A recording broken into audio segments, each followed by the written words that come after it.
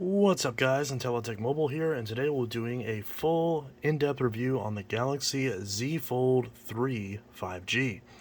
Now, this particular phone I got about 2.5, maybe 3 weeks ago off of a coworker of mine who had upgraded to a Galaxy, or I guess side-graded to a Galaxy S21 Plus because she had this fold, and despite the fact that it obviously has the folding display, one of the main selling points of this phone, she mostly just used it like this. She just used it one-handed with the main screen, with the outer screen, and nothing else.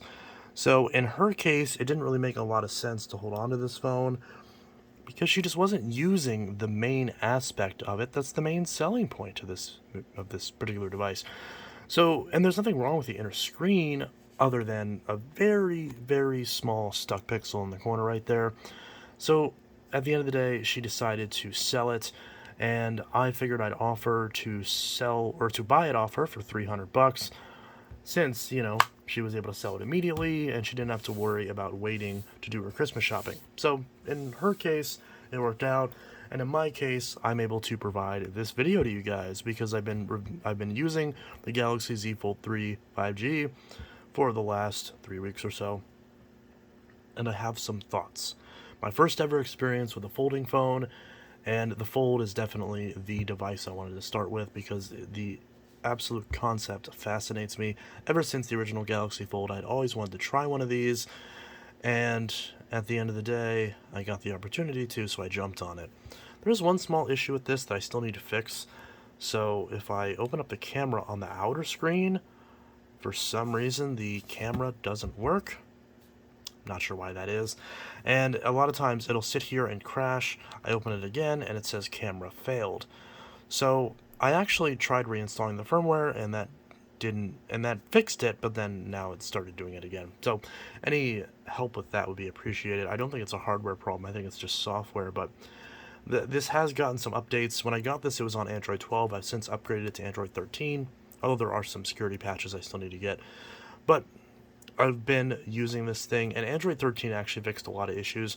I had a bug with Android 12 where it was not switching to the internal display. It would stay on this to the point where I would have it open like this, and it would still just show on the outer screen. Thankfully, on this, it's a lot better. So on this particular phone, I can open this and it just immediately switches over. Like there's zero delay whatsoever. So all of that is really good. There's no issues there.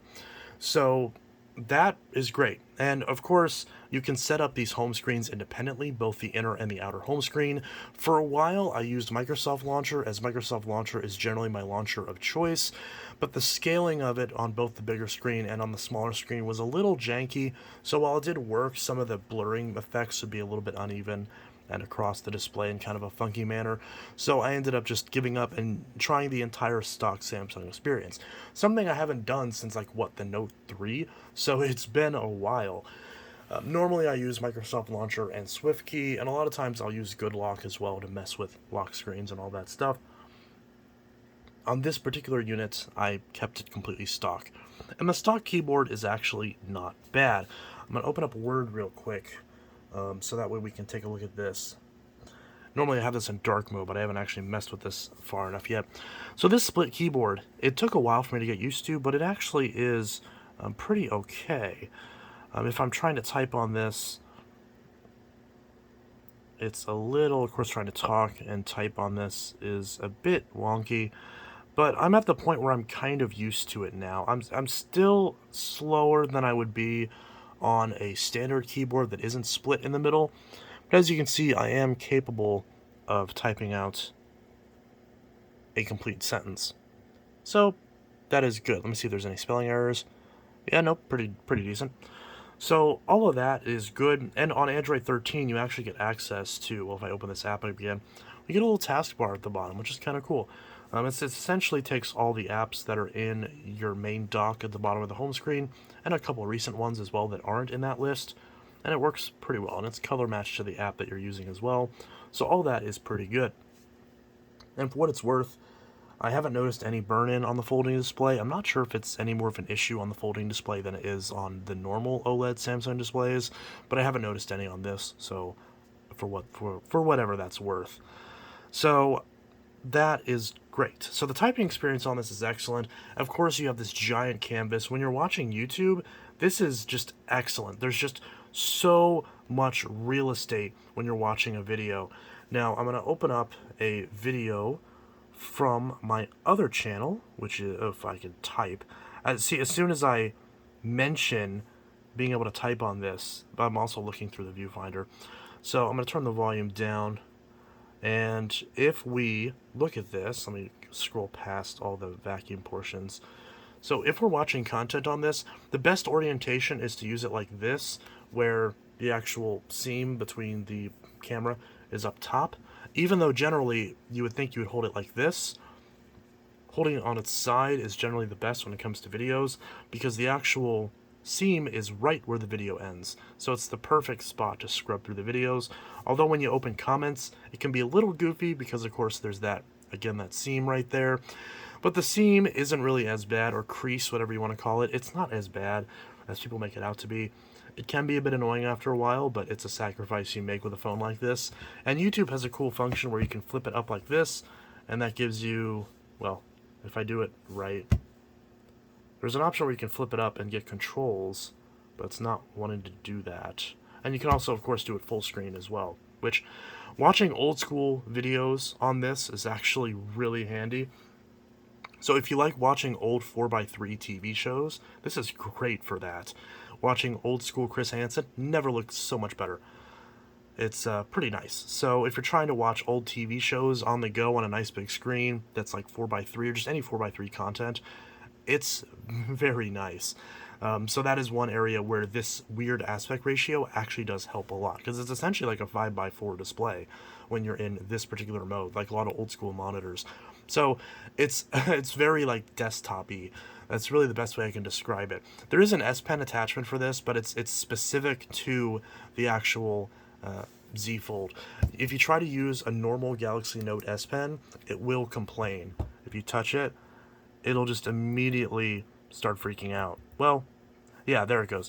It says only use S Pens designed for your Galaxy Fold. Other S Pens will damage the screen. If you're using an S Pen Pro, set it to Z Fold mode before using it on your Fold, so it does not detect the Galaxy Note S Pen. So, unfortunately, if you're trying to use an S Pen from your old Note, you're going to have to buy the special version that comes with the Z Fold 3, or specifically designed for it. They do make a case that allows you to carry it, but it's not very elegant. It's kind of a janky solution, but it is an option. Of course, I haven't got that, but if I was going to actually daily drive this long term, I would invest in that, because having a Note Fold is an amazing idea. And it's definitely something that I've really particularly liked. Although, again, I haven't tried it on this because I don't have the pen. So there is that. But I would imagine that using this as a giant canvas would be awesome. So that's all really good. And the speakers on this are really good too. So we're going to go ahead and turn up the volume on this so you can hear my terrible voice. You got a speaker on this side and on this side. So if you're holding it like this, you can cup the speakers. But if you're holding it like this, you've got them up top and down on the bottom. So it can be a little goofy. And when you have this propped up, it's a little bit nicer because they kind of shoot out the sides like this. But it's pretty interesting. But we'll turn up the volume so you can hear this. Gracefully than it does on the later Power Forces. The later Power Forces, you have to really heave on this thing to get it to pull off. This one's a lot more elegant. Yeah, this happens sometimes too if you don't have this at a perfect angle. Bag in here, which I will link those in the description. And this one is packed full, and the thing still has good suction. I forgot to link the bags. Oops, that's my bad. But yeah, so that all works just as well as you'd expect. It's probably one of the best sets of speakers that I've seen on any phone, which makes sense because the chambers are huge. And there's obviously a lot of space. So in general, out of every phone I've ever had, this is the best for consuming media. But did you expect any less? That is kind of the whole point of the Fold series. It's the best for consuming media. It's really good for productivity, doing multiple things at once. That's always great. Of course, with YouTube, you generally have the option to have the small view. But for some reason, that doesn't work on the Fold. I don't know why. One of the best aspects of YouTube, since I am a YouTube Premium subscriber, is the little YouTube window so I can watch it while doing something else. For some reason on the Fold, it doesn't work. I don't know why. Again, it's something that happens on pretty much every other Galaxy phone or just Android phone in general, so I'm not really sure what the deal with that is. So if, for example, if I go here on this Note 20, you've got that little preview at the bottom. So for some reason on the Fold, the phone where it makes the most sense, it doesn't seem to be an option. So it's a little annoying. I'm not really sure what the deal with that is, but that is something to keep in mind. I don't know if there's something I'm missing, but I couldn't figure out what the deal with this is. While I'm on here, I'll check this real quick and make sure it's not something that I missed. We've seen in the early 3522. Okay, I'm an idiot. Apparently it was just a weird glitch because I had the video paused. Okay, well, it does work. I guess that was another bug that got fixed in Android 13, because I haven't had 13 on this for very long. And I did use this phone today. After I kind of put it down for a little bit, I kind of got sick of it after a while, and I'll explain that real quick too, as Adam Koralik plays in the corner. So this particular phone, it's great for a lot of apps, but a lot of the apps that I use do not like to scale properly. Telegram, for example, I don't want to show my chats obviously, but Telegram, whenever I'm in this mode and I have the small screen open, if I'm on a Telegram chat and I go to open the screen, it will then kick me back to the list of chats, but for some reason the chat that I was just in is in a different color and I can't click on it until I then click on another chat, back out, and then go back to the chat that I was on. So, and speak of the devil, I get a Telegram message. So Telegram is definitely one of those apps that can play nice. The scaling on both the inner screen and the outer screen is good, but it's just the continuity between the two when you're trying to hot swap between the two displays can be a bit tricky. One app that crashes and burns is Discord. Again, I'll open this off camera to make sure there's not any like personal info here. But you get, okay, this one's in my server, so this shouldn't be a problem.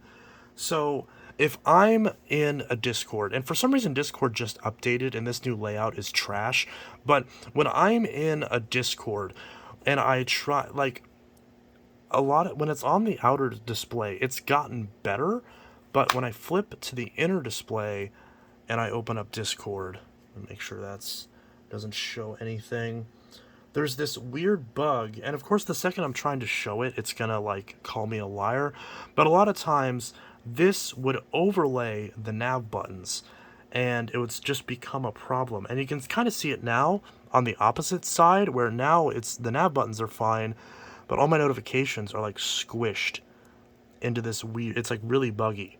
So I'm not sure what the deal with that is all about. Discord just doesn't seem to like this phone, which is unfortunate because Discord is actually one of the apps that I use all the time. I'm turning off the space heater that's underneath the desk because I'm hot. But yeah, so some of the apps I use the most frequently: Telegram, Discord, and Reddit. Reddit is okay, but it still has some weird issues with continuity between the two screens. But Telegram is a bit tricky, but it's a bit annoying, but it does work. You just have to back out a couple times to get back to the chat you were in. And then Discord is just a hot mess. When a lot of times when I'm video chatting on Discord, it will just freak out anytime I'm trying to switch between the two screens, and it's definitely not the most seamless experience for sure. I'll flip Adam over so he doesn't get mad at me for playing his video. But so this particular Fold just doesn't seem to play well with a lot of apps. And here's the biggest frustrating thing. As you may know, Google just released the Pixel Fold several months ago. In fact, it's definitely a current product. It's not brand new.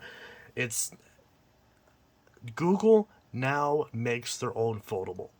And here's the great thing. The vast majority of Google apps scale beautifully on this phone, except YouTube Studio. I'm a YouTuber. It's my full-time job. I have 2 channels that I run: Intellitech Mobile and, of course, Intellitech Studios, and a few other goofy, crappy ones as well. So YouTube Studio is very important to me, and I can't tell you how frustrated I was when I was editing for my Black Friday video on Intellitech Studios, for my Black Friday vacuum pickups video, and I would put in all the information, was putting all the information, putting all the tags and everything, and all that was going just fine. I open it, and everything's gone. I spent 20 minutes adding tags, adding links to every single vacuum, and then it's all gone. It's just gone. It just didn't save any of my progress. The app just crashed and did not save any of my progress. This thing has, what, 12 gigs of RAM? And it still could not keep that app open in the background. And for some reason, the process of me just messing with the screen and opening it caused it to just crash. It could have easily stayed in the same orientation, which does often happen with YouTube Studio. I'll open up YouTube Studio, and let me go back to my main tab.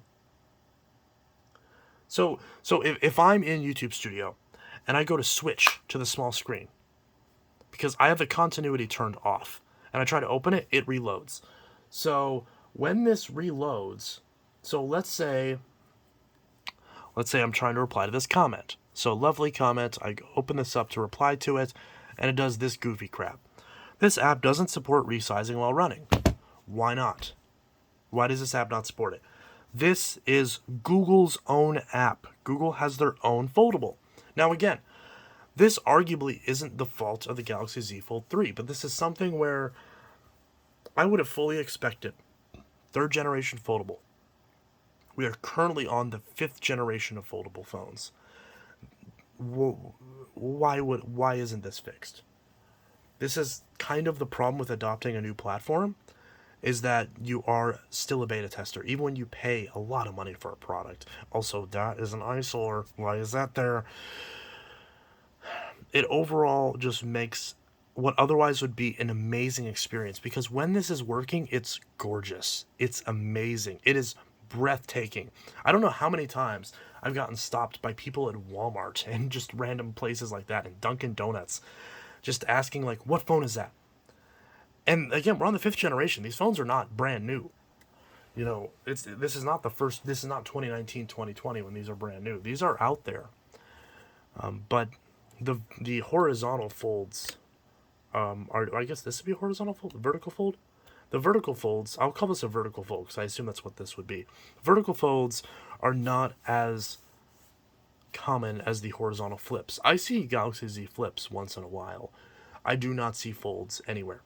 Although there have been a couple people that have come into my work that are actually rocking Fold 3s. They're always rocking Fold 3s. Every fold that I see is this model, the Fold 3. Or it could be the 4, I honestly can't tell the difference. But that's unfortunate because this is almost an amazing phone. It is an amazing phone. I love this phone. And as you can tell, I've been growing out my fingernails to test the main theory of, is this screen now so prevalent in terms of scratching that, you have to worry about scuffing it. Yeah, no, this is still perfectly smooth. There is no screen protector on this. The screen protector bubbled up around the edge. I tried to put a new one on. It would not go on. I gave up and I ripped the thing off. So this is just the naked screen. And fingernails don't scratch it anymore. At least mine don't. I mean, if you take a knife and scratch it, yeah, you're going to scratch it. But it's mostly protected. And of course, you close it up and that's good. Now, of course, you're more likely to get pocket lint and dust in here because it all shuts into it.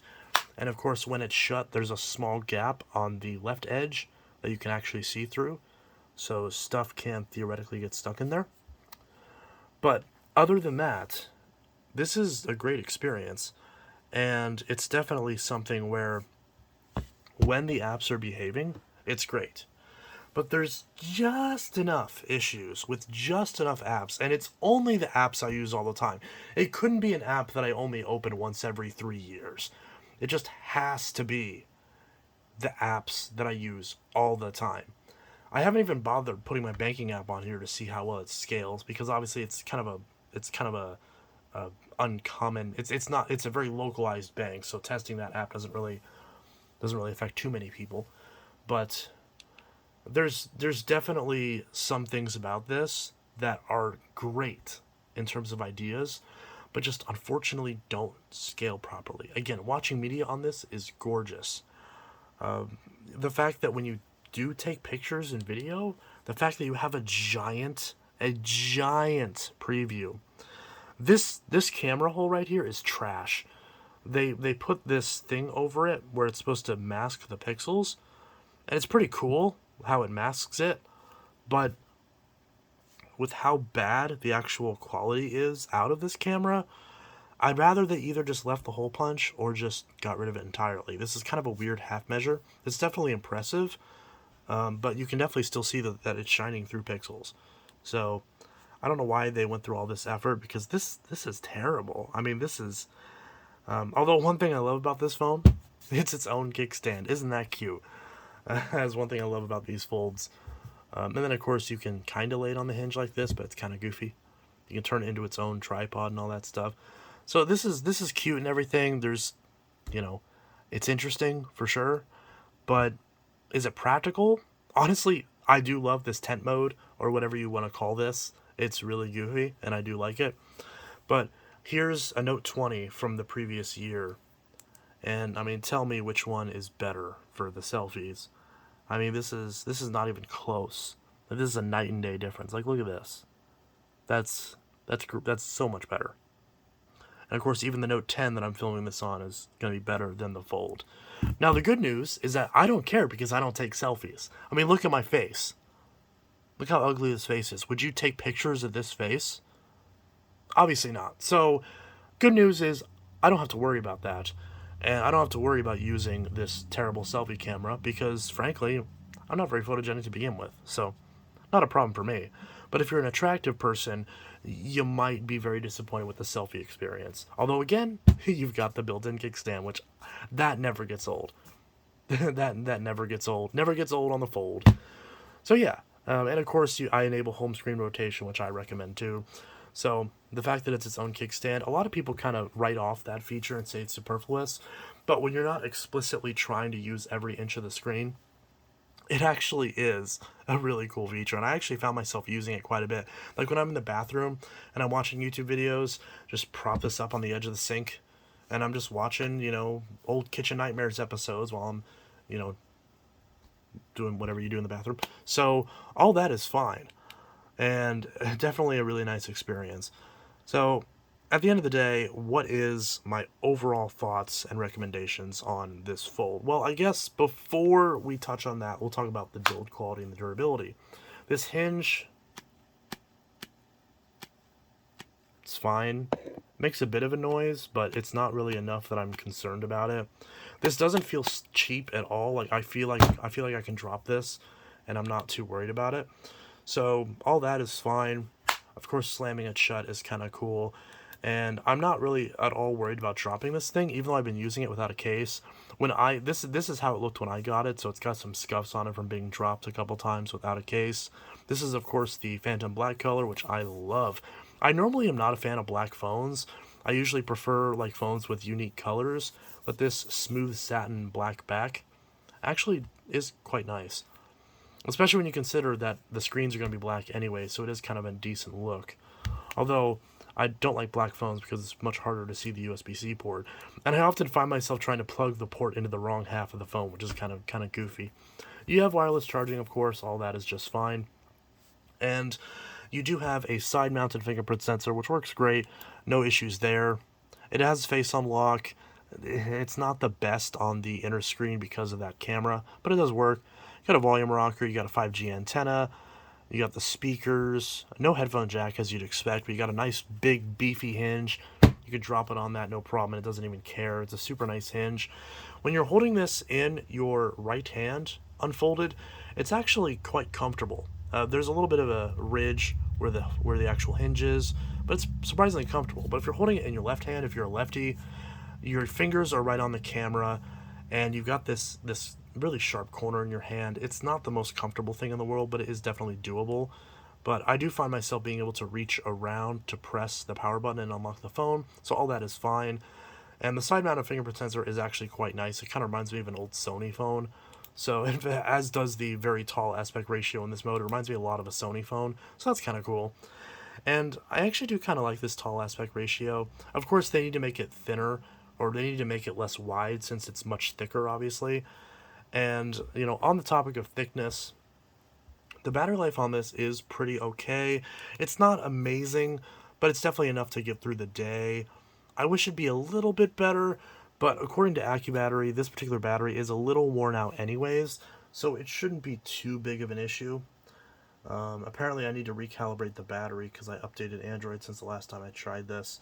But according to this, my battery health is actually down a fair bit. According to this, my battery health is down to 33, 34 milliamp hours.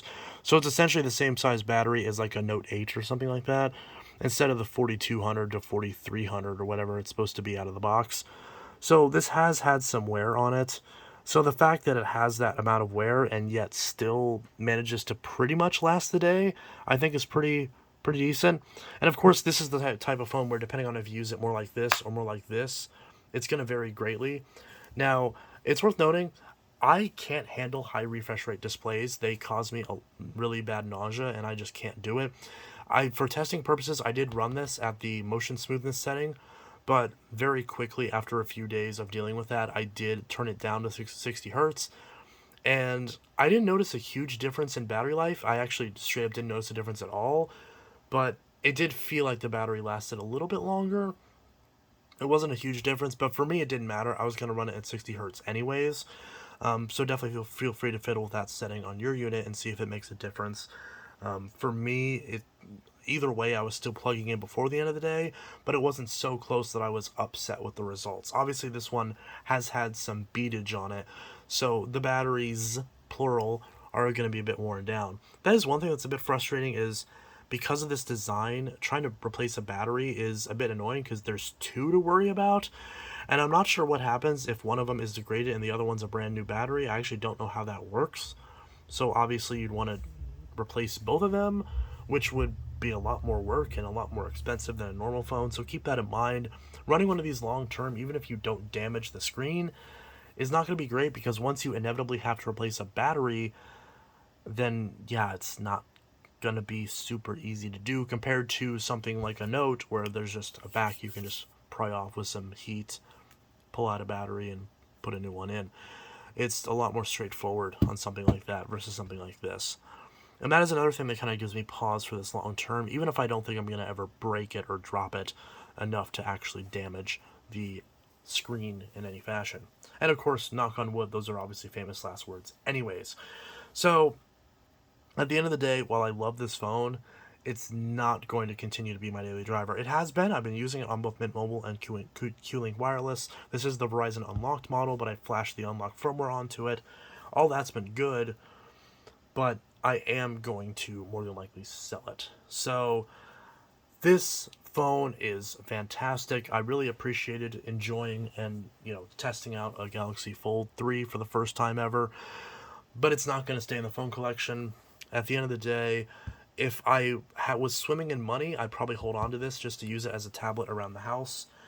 But a modern phone that I can't put my that I am not going to put my SIM card in and use just doesn't make sense to keep around, at least for me. So it is going to end up on Marketplace, or if Samsung gets their shit together and gets the S23 Ultra in sky blue back in stock, then I'll happily take that $600 trade-in and finally get a new phone for the first time ever in my life, actually, since my Note 5 at least. So that's that. This is Intellitech Mobile signing out. My full in-depth review of the Galaxy Z Fold 3. I hope you enjoyed this video and found it helpful as a first-time Fold user. If you have any other questions, feel free to drop them in the comments below. It's entirely possible I missed something, considering this is more of a vlog style of review. I didn't write down bullet points or script this or anything. This is very much just shooting from the hip. So if you have any questions that I might have missed, I apologize. I'll be sure to answer those in the comments below. So yeah, this is Intellitech Mobile signing out with my review of the Galaxy Z Fold 3 after about 3 weeks of usage. Anyways, this is Intellitech Mobile signing out. Reviews on other phones and consoles and whatnot are coming soon. Special unboxing coming out at the end of this month. And I hope you guys enjoyed this video, and have a good one. Peace.